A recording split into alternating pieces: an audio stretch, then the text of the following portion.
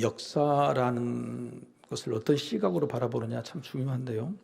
세상 학자들은 역사를 바라보는 시각이 좀 다릅니다. 그러니까 역사는 발전한다 이렇게 해석하는 사람도 있고요.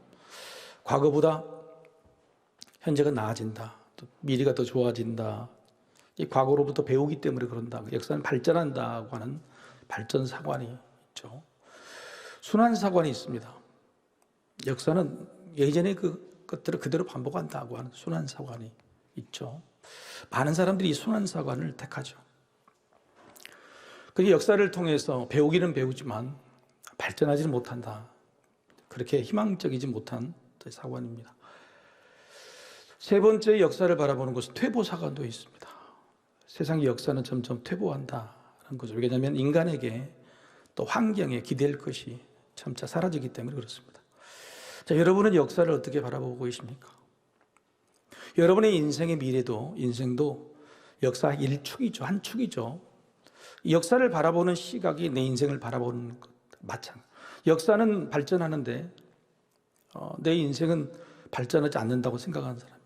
내 인생은 발전되기를 바라지만은 역사는 또 퇴보한다는 퇴보의 역사관을 가지면 앞뒤가 안 맞는 거죠. 그래서 내가 역사를 어떻게 바라보느냐, 여기에 대해 내 인생을 바라보는 관점이 달려 있습니다.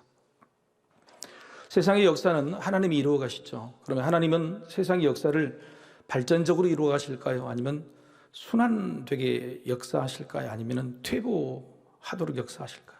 여러분 어떻게 생각하십니까? 하나님의 역사를 어떻게 이끌어 가실까요? 사람이 이끌어가는 역사가 아니라 하나님께서 이끌어 가신 역사다. 이걸 어떻게 바라보느냐는 중요한 거죠. 전체적으로 우리가 알 수 없습니다. 솔로몬 같은 지혜자도 하나님이 하시는 일을 모른다라고 이야기하는 거죠. 단지 세상 역사의 끝은 반드시 종말이 오고 말세가 오는데, 세상은 멸망한다고 말하지만 한편으로는 새 하늘과 새 땅이 하늘에서 이루어집니까? 이 땅에서 이루어집니까? 그래서 여러분 착각하시면 안 됩니다. 종말이 되면 이 땅은 다 멸망하고 우리는 하늘로 올라가서 또 다른 곳에서 천국을 만든 게 아니라 이 땅에 새 하늘과 새 땅이 이루어지는 거예요. 그렇게 본다 그러면 역사를 우리가 하나님의 이끄신 역사를 퇴보적으로 종말론적으로 그렇게 바라볼 것은 아니다고 하는 겁니다. 그냥 먼 큰 역사를 우리가 보기는 어렵지만 단순하게 성경에서 하나님께서 어떻게 역사를 이끌어 가고 계시느냐를 좀 팁으로 쳐다본다면 그렇죠. 여러분, 모세를 통해서 출애굽을 했죠. 근데 모세가 마지막 교만해서 사명은 이뤘지만은 마지막까지 성공을 거둔 건 아닙니다. 그렇죠? 느보산에서 죽고 말았죠. 너는 못 들어간다. 자, 그러면 모세의 수하가 누구죠? 여호수아죠. 그러면 하나님께서 모세의 실패를 견주어서 여호수아라는 사람을 어떻게 더 아름답고 더 멋있고 완벽하게 이끌어 가시지 않았겠습니까? 그렇죠? 그래서 사실은 하나님께서 사람을 쓰시는 과정을 보면은 늘 앞사람의 실패나 또 부족함을 뒷사람이 보완할 수 있도록 만들어 가시는 것이 하나님의 역사다고 볼 수가 있습니다. 왜 이런 이야기를 드리냐면, 느헤미야라는 사람을 하나님께서 쓰신 이유가 뭘까를 생각해 보는 거예요. 수많은 사람 중에서 왜 느헤미야를 쓰셨을까?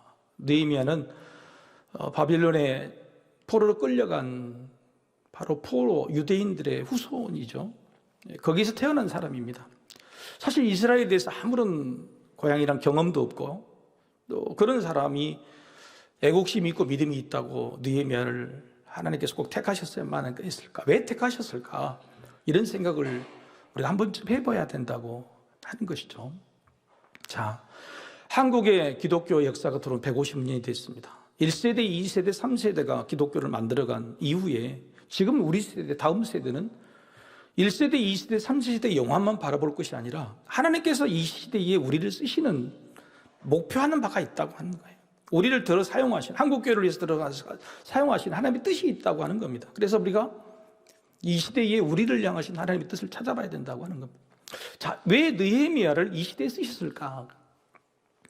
여러분, 바벨론에서 포로가 1차 귀환은 에스라, 그리고 여러분 스룹바벨이 했죠. 이들의 계획은 절반 만의 성공이었어요.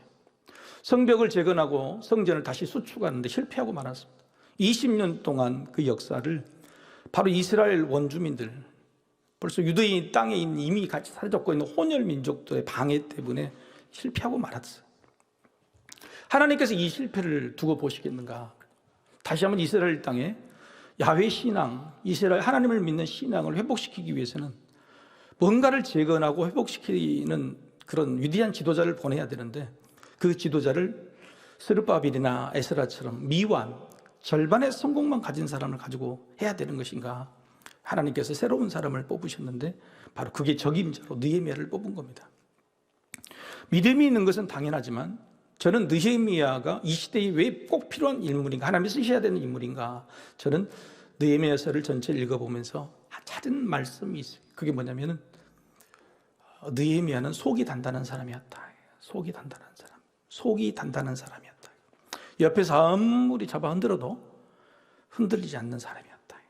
속이 단단한 사람. 여러분, 속이 단단한 사람이 되기를 소망합니다. 예. 외부에 적이 많고 흔들리는 유혹과 또 사건들이 아직도 불안정해 있을 때에 가장 필요한 사람은 안정된 사람, 심지가 굳은 사람, 속이 단단한 사람이에요. 세상의 환경이 다 좋고 뭔가가 다 되어 있을 때 그때 필요한 사람은 창의적인 사람입니다. 올라가는 거예요. 세상에 악이 많고 죄가 많을 때에 하나님 쓰시는 사람은 순종의 사람이에요. 겸손의 사람이에요. 지금 이 시대에 지금 스룹바벨과 에스라가 1차 포로 회복을, 포로 귀환을 통해서 30년 동안 이루어진, 아니 그 후로도 시간 동안 거의 100년간 이루어진 그 사건이 지금 점점 실패해 가고 있는, 다시 황폐했어요. 그래서 느헤미야가 다시 예루살렘에 돌아왔을 때는 눈으로 볼 수 못하는 그 황폐한 모습들을 보게 되는 거예요. 하나님께서는 그 꿈을 포기하지 않으시고 느헤미야를 통해서 다시 그걸 이루시고 도전하기를 원하셨다고 하는 거예요. 여전히 그 여건은 똑같습니다. 성전은 황폐된 채로, 성벽은 무너진 채로, 그리고 스룹바벨과 에스라를 괴롭혔던 토 세력, 토착 세대는 그제로 더 남아있고 더 번성해요. 그래서 느헤미야가 왔을 때 그들이 뭐라 그랬냐면 조롱합니다. 우리가 이전에 너희의 선배들을 실패, 주저앉게 만드는 것처럼 너희들도 주저앉을 것이다. 1차 포로 귀환보다도 훨씬 작은 숫자가 2차 포로 귀환을 왔잖아요. 너희들은 훨씬 힘이 없는 자라고 해서 조롱했어요. 이런 모든 안 좋은 환경 속에, 실패된 환경 속에서 하나님이 느헤미야를 부르신 이유는 뭐냐면 그런 여건들을 딛고 일어설 수 있는, 아무리 잡아 흔들어도 흔들리지 않는 그런 사람, 바로 속이 단단한 사람으로 뽑았다고 하는 거예요.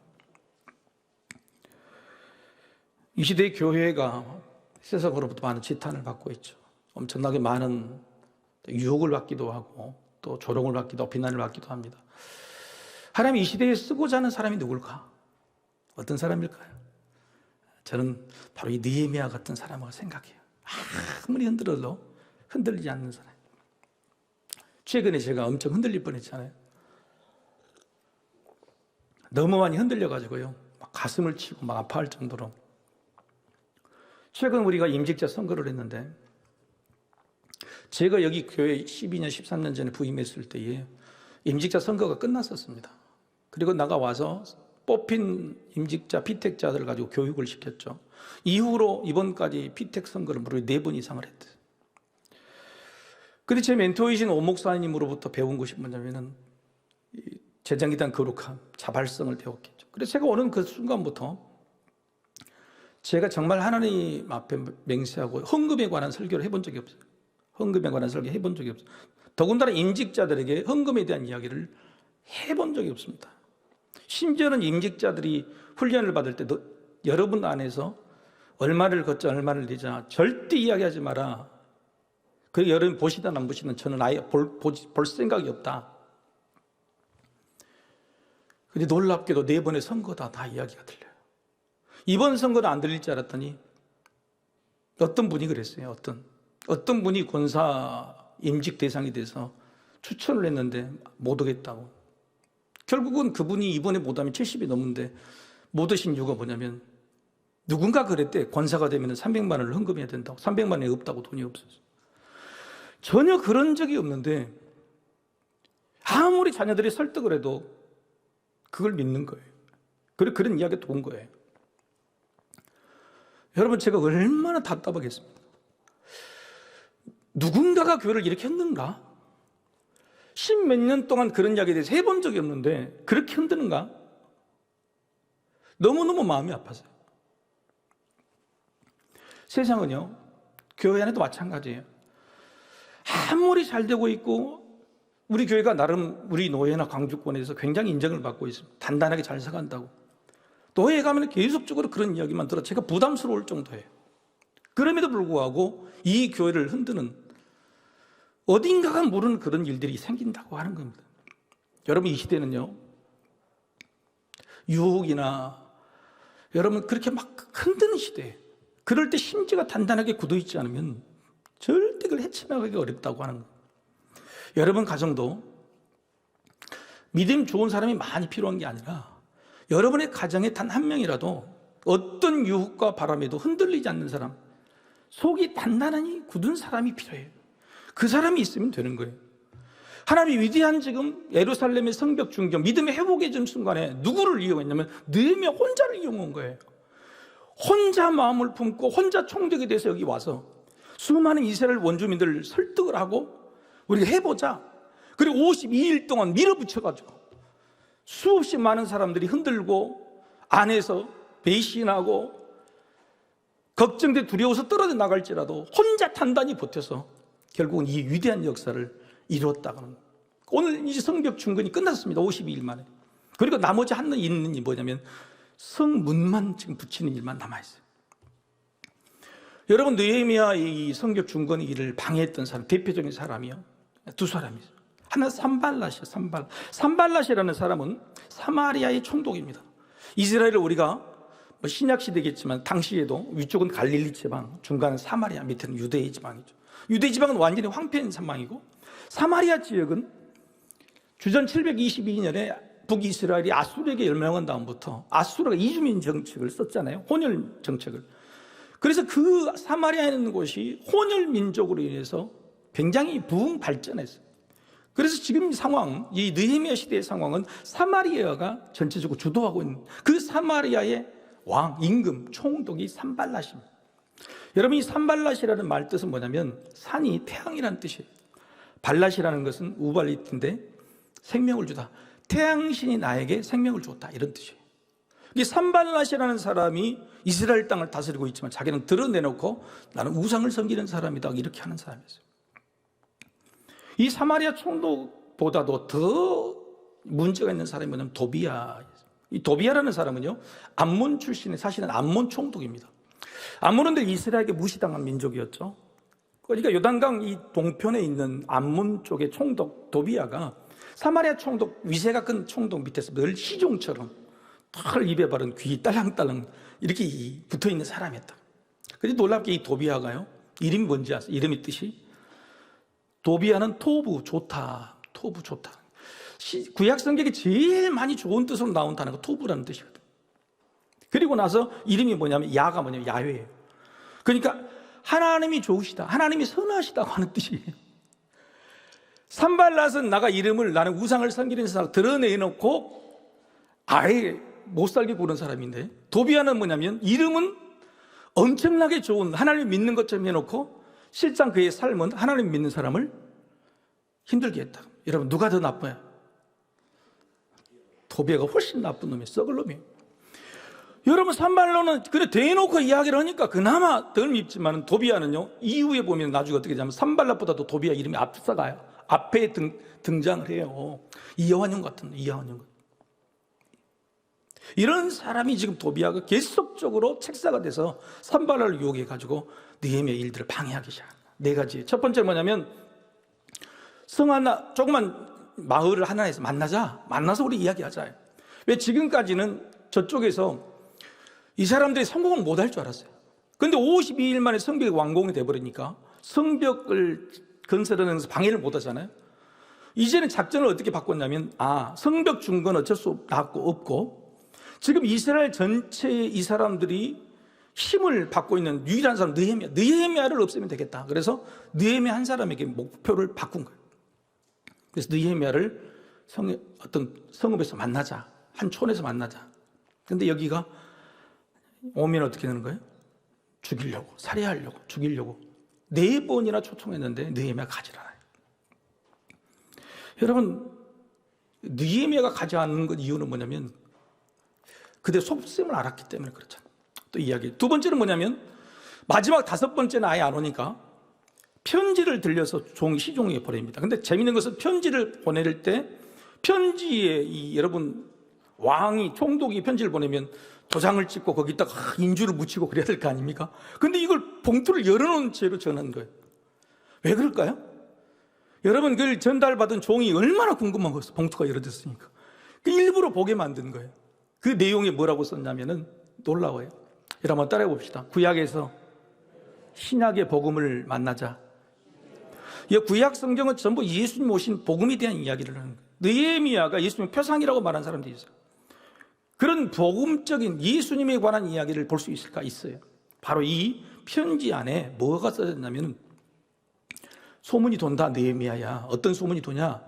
네가 유다의 총독으로 온 것이 아니라 유다의 왕이 되려고 왔다. 여러분, 예수님이 십자가에 달리실 때 십자가 위에 죄명이 뭐였어요? 유대인의 왕. 바로 그 이야기가 느헤미야 죽이려고 하는 그 모함의 제목하고 똑같은 거예요. 여러분, 이게 바로 구약에서 발견하는 복음의 이야기다.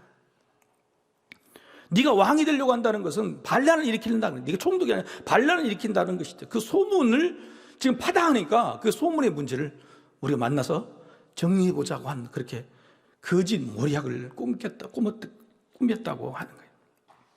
세 번째는요, 여기로도 이 느헤미야가 안 당하니까 세 번째는 측근을, 어쩔 수 없는 측근 중에서 제일 중요한 측근을 공격을 합니다. 10절에 보면 스마야라는 사람이나 10절에 스마야라는 사람이나, 이 스마야는 어떤 사람이냐면 제사장입니다. 제사장. 여러분, 지금 성벽이 무너져서 성벽을 중수하고 있어도 성전의 역할은 그대로 지금 하고 있는 거죠. 성전을 섬기고 있는 사람이 스마야 제사장인데 이 얼마나 중요해요. 근데 이 스마야 제사장이, 여러분, 제사장이라는 것은 아침 저녁으로 와서 하나님께 이 불을 피우고 제물을 드리는 사람인데 며칠 동안 결근을 한 거예요. 안 나타나 버리는 거예요. 여러분, 이게 얼마나 중요해요. 그죠? 지금 성벽을 중건한 이유가 뭐예요? 성전을 지금 중수한 이유가 뭐예요? 하나님께 온전한 제사, 그 중심이 되는데 막상 허구되는 말짱이 지어놓고 하나님께 제사를 드릴 사람이 사라져버리고 없었다 그러면 큰 문제잖아요. 이 하마야가 결근을 하니까 누가 찾아간? 느헤미야가 직접 집으로 찾아갑니다. 찾아가서 왜 안 나오십니까? 그랬더니 하마야가 이야기하는 거예요. 어이 느헤미야, 당신이 없으면 우리가 한 일이 무슨 소용이 있는가? 당신을 좀 죽이려고 온 세상의 자객들과 이 소문이 파다하니 당신 목숨부터 살고 오세요. 얼마나 좋은 이야기야. 그래놓고 뭐라고 하냐면 숨어야 되네, 도망쳐야 되네. 그러면서 숨을 곳이 어딨냐면 성전 안에 방이 있는데 그 방에 내가 자네를 잘 숨겨줄 테니까 와라고 하는 거예요. 여러분, 이게 얼마나 따뜻한 말이에요. 더군다나 누가 하는 말이에요. 제사장이라고 하면 지금은 뭐예요? 목사가 그렇게 말하는 거예요. 목사가 그렇게 살살 이렇게 원의적으로 영적으로 이야기하니까 정말로 이것은 넘어갈 수 있는 시간이, 이때에 여러분, 이 느헤미야가 영적으로 깨어 있어서 오늘 말씀이 있지만 이걸 거절합니다. 두 가지 목적이, 첫 번째는 뭐냐면 지도자고 도망친다기. 지금 느헤미야 한 사람이 지금 앞장서가지고 심지가 굳어가지고 지금까지 흔들림 없이 가왔는데 비겁하게 도망치게 만들어서 오명을 뒤집어 쓴 겁니다. 두 번째는 뭐냐면 율법을 어기게 만드는 거예요. 성전에 들어가서 피할 수 있는 곳은 여러분, 제사장 아니면 못 들어가요. 근데 느헤미야, 더군다나 이방에서 자란 사람이 이걸 들어갔다면 율법을 어긴다서 빼도 박도 모르게 그걸 여러분, 예수님이 그랬죠. 여러분, 바리새인들과 사두개인들이 예수님을 공략할 때 어떻게 했어요? 율법을 오겠다는 거, 빼도 박도 모르는 거. 그걸 가지고 모든 사람에게 신망을 떨어뜨려 보려고 하는 거였어요. 여러분, 이런 작전을 썼는데 놀랍게도 이를 깨닫게 해서. 마지막 네 번째는 뭐냐면 이 도비아라는 사람이 얼마나 기가 막히냐면 자신이 암몬 출신이기 때문에 혈통 청소를 합니다. 어떻게 했냐면은 남유다에 있는 고관, 굉장히 좋은 가문의 사람들 결혼을 해요. 자기하고. 그리고 자기 아들도 더 좋은 가문과 결혼을 시켜요. 그래서 계속적으로 사돈관계를 통해서 교류를 합니다. 그 사람들에게 계속 편지를 보내가지고 느헤미야를 모략을 해요. 여론을 조성하는 겁니다. 여론을 조성. 여러분, 세상이 우리를 잡아 흔드는 것 중에서 제일 무서운 것이 바로 이거예요. 한번 따라봅시다. 왕따를 시켜. 여론 조성을 해가지고 처음에는 직접 만나서 죽이려고 하는 거 실패했죠. 그렇죠? 그 다음에는 여러분 네가 피할 수 있는 어떤 함정에 빠뜨린다. 그것도 실패했죠. 결국은 이 사람을 못 건드니까 때문에 주변에 있는 사람들 다 건드는 거예요. 여러분 이게 세상이 흔드는 방법이라고 말이에요. 직접 우리를 흔들다가 측근 스마일을 흔들려요. 우리 옆에 있는 사람. 그리고 안 되면은 이 사람만 놔두고 나머지 사람 전부 다 모아서 내 편을 만들어서 왕따를 시키는 거예요. 여러분 교회에도 이런 일이 있을까요? 없을까요? 너무 빨리 고개를 끄덕거리시네. 내가 우리 교회는 절대 없어요라고 이럴 줄 알았더니 있다 그러는 거예요. 그래요. 세상 사는 게 다 마찬가지. 교회 안에도 그거 있단 말이에요. 교회 안에도 늘 우리의 믿음을 흔든단 말이에요. 여러분 저는 얼마나 많이 흔들리겠어요? 매주마다 흔듭니다. 매주마다 흔들어요. 여러분 가정은 안 흔들릴 것 같아요? 이런 순서대로 직접 흔들고 측근을 흔들고 왕따를 시키고 중상모략을 하고 여러분 이렇게 흔들리는 것은 기본적인 겁니다. 하나님이 쓰시는 사람은 반드시 그런 시험을 받게 돼 있다. 느헤미야가 이 일을 여러분 마치 예수님께서 세상에 많은 사람들이 이렇게 흔들고 올무에 딱 빠뜨리고 그런 것들을 기어코 겟세마네 동산에서 기도함으로 이겨내셨던 것처럼 느헤미야는 이걸 이겨내요. 어떻게 이겨내냐? 우리도 배울 수 있게 되기를 소망합니다. 첫 번째는 방해의 목적을 분명히 알아야 돼요. 자, 느헤미야를 무너뜨리는 방법이 뭘까요? 지금 계속 이 사람들이 만나서 죽인다. 그 다음에 옆에 측근을 흔든다. 그 다음에 이제 왕따를 시킨다. 그게 그렇게 하는 목적이 있어요. 궁극적인 목적이 뭘까요? 어떻게 하면 느헤미야가 무너질까요? 느헤미야는 그걸 알아서 그게 뭐냐면 두려움을 주는 거예요. 두려움. 그래서 9절, 13절, 19절에 계속적으로 느헤미야가 뭐냐면 저들의 목적은 나를 두렵게 하여. 9절, 13절, 19절 세 번이나 나옵니다. 계속적인 것. 저들이 나를 두렵게 한다고 해서 두렵게 해요. 여러분요, 아무리 나를 죽인다고 칼을 들이대도 내 측근이 나를 배반해도 세상이 나를 왕따시켜도 내 안에 흔들리지 않는 단단함. 침대림이 뭐죠? 그런 게 아니에요. 여러분 그런 단단함이 있어요. 두려움이 안 찾아오면 우리는 이길 수 있다고 하는 거예요.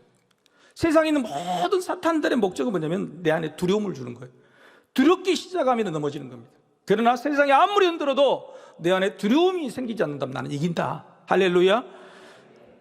목적이 뭔지를 알았단 말이에요. 나를 죽이는 것이 아니고 내 안에 이 두려움을 줘서 흔들어 버리려고 하는 거예요. 내 안에 심지를 건드리려고 하는 겁니다. 내 속을 무너뜨리려고 하는 거예요. 이게 중요한 거예요. 그래서 내 속만 안 무너뜨리면 된다. 바로 이거 두려움을 주는 것입니다.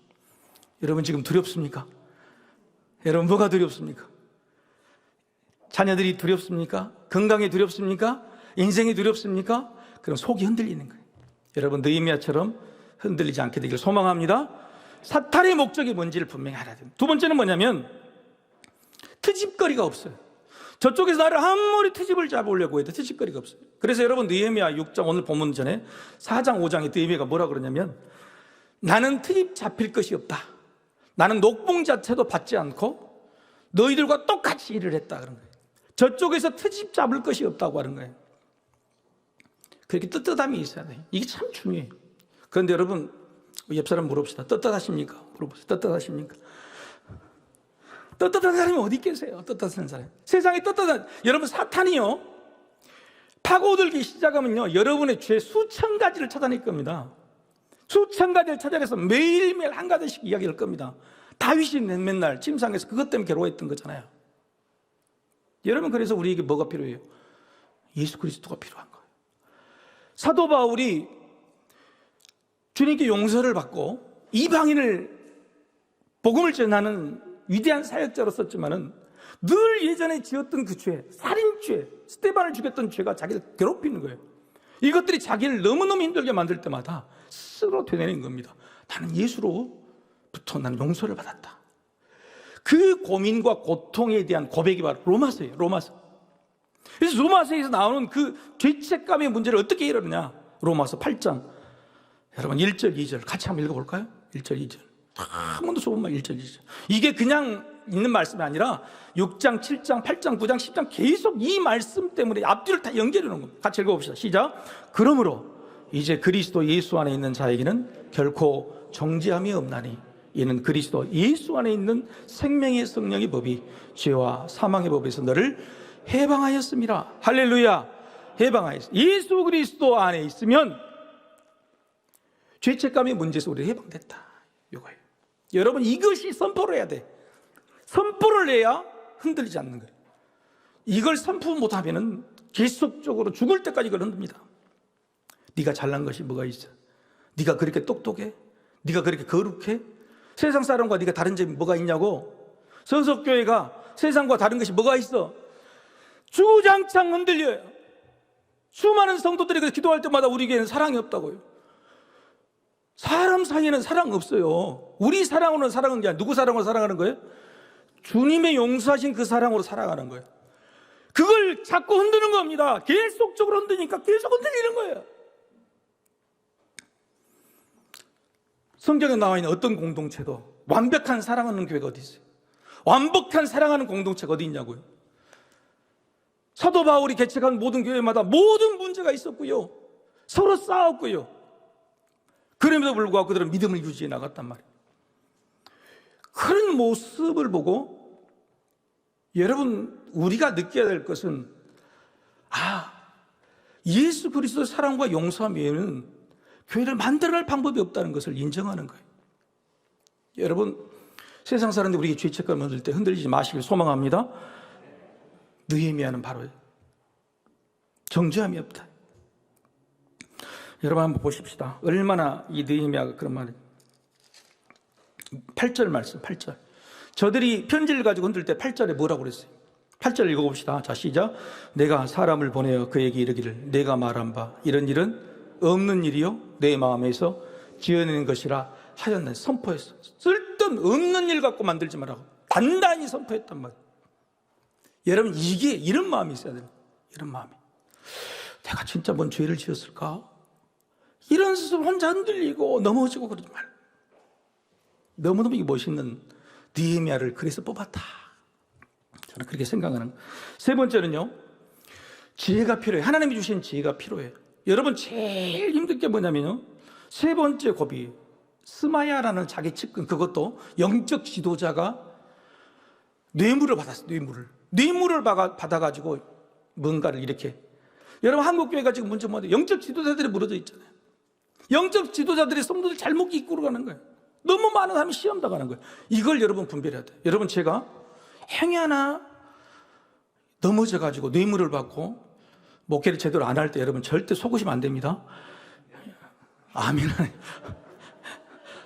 그런다는 게 아니라 여러분, 혹시 내가 그럴 수 있을지라도 여러분 속으면 안 된다고 말이에요. 여러분, 스마야가 꼬시려고 그럴 때 어떻게 해요? 보십시다. 12절을 보세요. 12절을 더 열심히 보시려고 그러네. 12절 12절 읽어 시작. 깨달은 즉 그는 하나님께서 보내신 바가 아니라 도비아와 산발랏에게 뇌물을 받고 내게 이런 애언을 하는 사람이에요. 애언을 하는 사람, 목회자예요. 제사장이에요. 그런데 깨달은 즉 하나님이 나에게 알려주신 거예요. 여러분, 깨달은 중점 기준이 뭐냐면 하나님이 보내신 사람인가 안 보낸가, 딱 그거예요. 하나님이 원하시는가 원하시지 않는가, 하나님이 뜻인가 아닌가, 이것이 기준이에요. 평생토록 이것이 기준으로 사는 사람은 분별력이 팍 강해요. 복잡한 기준이 없습니다. 내가 건강이 뭔가 몸이 아파, 그럼 하나님의 뜻인가 아닌가, 요거 간단해. 근데 거기서 내가 별 생각을 옛날에 뭐 이것저것 다 따지면 답이 안 나와. 내가 실패를 했어. 이게 하나님의 뜻인가 아닌가, 딱 그거예요. 내가 이 일을 해야 돼 안 해야 돼, 이게 하나님의 뜻인가 아닌가, 내가 지금 쓰러져야 돼 안 쓰러져야 돼, 이게 하나님의 뜻인가 아닌가. 기준이 명확한 사람은요, 예민하고 분별력이 정확해요. 이것저것 욕심이 많은 사람, 많은 세상적인 기준을 가지고 있는 사람은 하나님 뜻인가 아닌가를 분별했음에도 불구하고 내가 손해인가 손해가 아닌가, 내가 자존심이 상한가 안 상한가, 교회에 내 위신이 세웠는가 안 세워졌는가, 쓸데없는 것이 더덕지덕 붙이니까 이게 판단이 안 되는 거예요. 헷갈리는 거예요. 여러분, 느헤미야는요, 애언자, 영적인 지도자가 자기를 생각고 해주는 말조차도 분별할 수 있었다. 그 기준이 뭐냐면 하나님이 하신 말씀, 하나님이 주신 말씀 아니다. 할렐루야. 여러분 이거 하나만 여러분 기준을 삼으면 영면을 깨달을 수 있다. 네 번째는 뭐냐면 이렇게 된 이유가 뭐냐면 느헤미야는 기도의 사람이었어요. 14절을 보십시오. 14절 화면이 나와요. 14절 깨있기를 바랍니다. 14절 읽어 시작. 내 하나님이여 도비야와 산발랏과 여선지 노야다와 그 남은 선지자들 곧 나를 두렵게 하고자 하는 자들의 소영을 기억하옵소서 하였노. 이게 뭐죠? 기도문이에요. 기도문. 늘 하나님과 동행하였다. 그래서 수없이만 이 여기 있는 사람들이 전부 다 뭐예요? 제사장, 선지자, 영적인 지도자들 앞에서 내가 잘못된 영을 분별하지 않게 현혹당하지 않도록 하는 그런 기도, 하나님을 직접 만나는 그런 속이 단단한 것들이 있었다고 하는 것이죠. 속이 단단한 사람이 돼야 돼요. 여러분 최근에 우리나라 이슈가 뭐예요? 이슈가 여러분도 자주 애용하는 어떻게 아세요? 뭐죠? 예, 해외 직구가 뭔지 아세요? 해외 직구. 해외 직구 해보셨어요? 어르신도 해보셨어요? 예, 꼰대식 아직 나이가 해외 직구. 이 인터넷 사이트에서 물건을 구입은 해외 직구야. 여러분 오프라인 매장에서 산 게 싸요? 아니면 온라인에서 사는 게 싸요? 어떻게? 근데 온라인 매장에서 사면 믿을 수 있어요? 못 믿어요? 저는 어떻게 했냐면 오프라인 매장에 가서요. 내가 원하는 상품을 보고 모델명까지 싹 적어와가지고 온라인에서 검색을 해. 그래가지고 그거보다 싼 것을 사. 그거 확실하지? 이렇게. 해외 직구는 뭐냐면은 우리가 보지 못한 해외에서 직접 들어오니까 물건들이 많고 부실한 것이 굉장히 많아요. 근데요, 안 그래요. 요즘 중국이 대부분 중국에서 들어오는 것이요. 굉장히 좋은 제품들이 많아요. 우리 한국에서 온라인 매체에서 쇼핑을 하는데요. 3분의 2가 전부 다 중국에서 구입해서 여기서 다시 파는 거예요. 내가 그 몇 번 당했다니까. 이 컵이요. 똑같은 제품이요. 한국에서 온라인에서 뭐 2만 원 주고 팔려. 근데 여기 알리하고 테무에 들어가면 만 원이에요. 만 원. 만 원짜리를 가져와서 여기 팔아요. 자기들이 직구해서 수수료를 받고. 최근에 이 정부가 알리와 테무의 직구를 제한한다고 해서 굉장히 욕을 많이 얻어먹었죠. 이런 것들이 정치를 잘하고 못하고 떠나세요. 기본적으로 어떤 문제가 있냐면 여러분 아셔야 돼. 중국이 지금 제조업이 굉장히 침체돼 있어요. 물건들이 적재에 쌓여 있습니다. 이것들을 뭔가 해외로 지금 팔아야 되는데 그래서 제조업에 보조금을 굉장히 줘가지고 생산을 해서 해외로 물밀듯이 팔아냅니다. 우리 사람들도 그걸 사죠. 싸니까 당연히 제품도 좋아지니까. 문제는 그렇게 되는 것이 첫 번째는 이것 때문에 이마트나 홈플러스 같은 유통업체가 망하기 시작해요. 문을 닫는다고 그래서. 여러분 유통업이 죽은 것이 중요한 게 아니에요. 제조업이 죽어버려요. 여러분 이것을 중국에서 100원 주고 만들어가지고 들어오는데 여기서 누가 이걸 200원 주고 만들게 팔겠어요? 여러분 제조업이라는 게 죽어버리면 끝납니다. 그래서 미국이라는 나라가 정신을 차리고 세상에 있는 모든 반도체나 이런 것 제조업 공장을 전부 다 미국에 짓지 않으면 100%, 200% 관세를 불러내리는 것이 그 자체지. 여러분 중요한 것이 뭐냐면은 우리 삶에도 내가 제조업이 있는가를 생각해 봐야 돼요. 여러분의 인생이 소비하는 삶인가 아니면 뭔가를 만들어내는 삶인가를 생각해 봐야 돼요. 여러분의 집에 가족이 4명이 있는데 쓰는 사람이 많아요? 버는 사람이 많아요? 그냥 크게 말씀하시네. 3명이 쓸고 1명이 벌면은 1명이 그 사람을 벌어내야 되잖아요. 여러분 우리나라도 지금 제조업이 망하기 시작하면 쓰는 사람이 많아. 전부 소비, 서비스 그런 것만 제조업이 죽어가고 있단 말이에요. 미래가 암울해지는 거예요. 바로 이것이 죽게 만드는 것이 그래서 망한 거예요. 신앙도 마찬가지예요. 여러분 아무리 느헤미야가 속이 든든해도 잘 공급받는 제조가 되지 않으면 죽습니다. 믿음은요 쓰면 사라지고 무엇도 쓰면 사라지는 거예요. 내 안에서 늘 이게 넘쳐나야 돼. 늘 공급해 줘야 돼. 집에서 믿음 없는 사람이 3명이고 열심히 믿는 사람 나 혼자면 그 3명의 몫을 내가 해야 돼. 3명이 기도하지 않는 것을 내가 기도해야 되고 셈이 영적으로 지혜롭지 못한 것을 내가 영적으로 지혜롭고 내가 감당하면 되는 거예요. 느헤미야는 바로 그 일을 기도를 통해서 이뤄냈다고 하는 겁니다. 여러분, 속이 단단한 사람은 없어요. 털 속을 단단하게 채우는 노력, 그 과정들이 기도를 통해서 있었다고 하는 거예요. 예수님께서 사마리아 우물가 여인을 만났는데 속을 내놓질 않아요. 그죠? 절대 속을 내놓지 않습니다. 물 한 잔 주라도 물러주지 않고. 그럴 때 예수님께서 하신 말씀, 요한복음 4장 13절과 14절 말씀. 자, 읽고 이제 마치겠습니다. 읽어보십시오. 시작.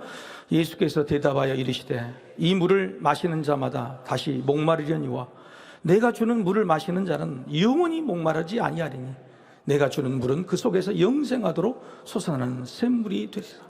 이 여인은 남편이 5, 6이라도 늘 목말랐어요. 털 뜨거운 햇볕에서 아무리 채우고 마셔도 이걸 채울 수가 없었어요. 속은 허하고 단단하지 못하고 세상 사람들은 나를 왕따시키고 나를 힘들어 만들어요. 그럴 때 예수님이 오셔서 그 속을 채워주시는 말씀. 나는 목마르지 않는다. 영원히 솟아나는 영생수다. 샘물이다. 그 이야기를 듣고 여인은 속을 내놓습니다. 속을 내놔요. 지금 남편이 내 남편이 아닙니다. 내 인생의 속을 내놔요. 여러분, 예수님을 만나서 예수님이 우리에게 주시는 영원한 샘물을 여러분 공부받으시기를 소망합니다. 그것이 여러분의 속을 단단하게 만드는 거예요. 부실한 내 속을 붙잡고 혼자 울지 말고 혼자 힘들어하지 말고 주님이 우리에게 부어주시는 생수를 늘 공부받아서 단단하게 채우실 때 그 여인이 왕따시킨 그 백성들을 향해서 내가 메시아를 만났다. 여러분, 그런 놀라운 역사가 이루어져요. 사랑하는 성도 여러분, 느헤미야를 쓰셨던 것처럼 속이 날로 단단해져 예수로 말미암아 단단해진 여러분, 느헤미야 같은 인생을 사시고 여러분의 가정을 세우시기를 축복합니다. 이제 다시 기도하십시다.